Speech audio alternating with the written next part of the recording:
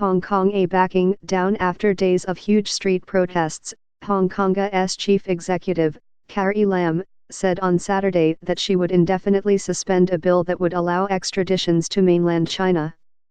It was a remarkable reversal for Mrs. Lam, the leader installed by Beijing in 2017, who had vowed to ensure the bill's approval and tried to get it passed on an unusually short timetable, even as hundreds of thousands demonstrated against it this week. City leaders hope that delaying the legislation will cool public anger and avoid more violence in the streets, said people with detailed knowledge of the government's plans, including advisors to Mrs. Lamentations. Mrs. Lam and her superiors in Beijing were reluctant to withdraw the bill outright, as the pro-democracy opposition has demanded. But they have no plans to make another push for it, the people said in interviews on Friday evening and Saturday morning. They insisted on anonymity because they were not authorized to speak on behalf of the governments. A full withdrawal of the legislation would recall the government's reversals in the face of public objections to other contentious bills that were seen as infringing on Hong Kong's liberties, a national security legislation, in 2003, and compulsory patriotic education legislation, in 2012. Before Mrs. Lam's announcement on Saturday afternoon, leading opposition figures said a mere postponement of the bill would not satisfy the protesters, who have been planning another large demonstration for Sunday. As far as democratic legislators are concerned, as far as the young people are concerned, this would not work because you would only be delaying the pain, a pro-democracy lawmaker, Claudia Mo, said on Friday. A team of senior Chinese officials and experts met on Friday with Mrs. Lam in Shenzhen, a mainland Chinese city bordering Hong Kong, to review the situation, a person with detailed knowledge of the government's policy-making said. The bill would make it easier for Hong Kong to send people suspected of crimes to jurisdictions with which it has no extradition treaty, including mainland China. Many people in Hong Kong, a semi-autonomous territory with far more civil liberties than the mainland has, fear that the legislation would put anyone in the city at risk of being detained and sent to China for trial by the country's Communist Party-controlled courts. Legal experts who raised concerns about how the bill has been handled said it would have to be withdrawn in order to address such worries. Otherwise, voting on the bill could restart at any time, at the discretion of the head of the legislature, which is controlled by pro-Beijing lawmakers, these experts said.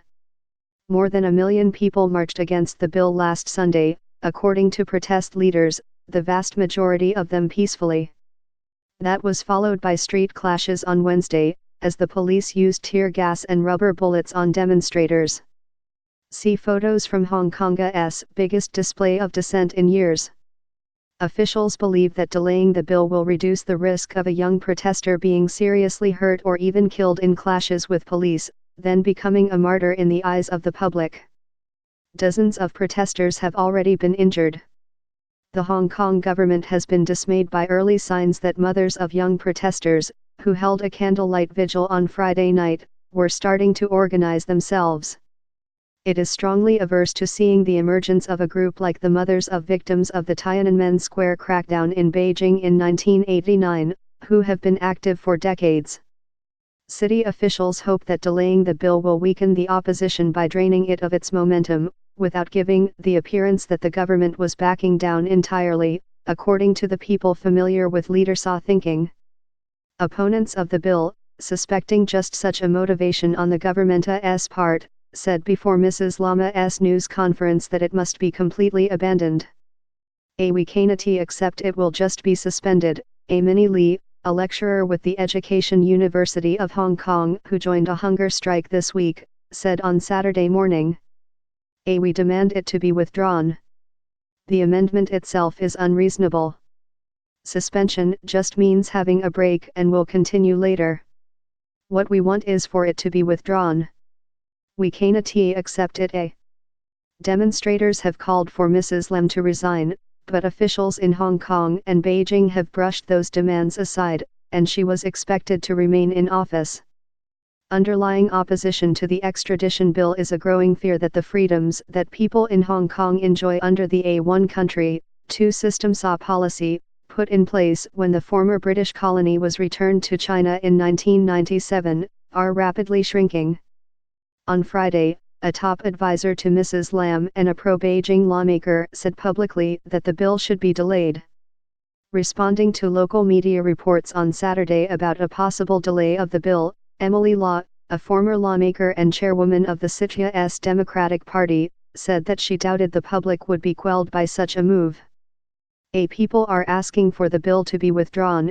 If you just delay it, that means they can just resume the second reading whenever they like, Ms. Law said.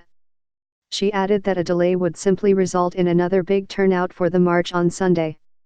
There is always a sword hanging over our heads, and I don't think the public will accept it, she said.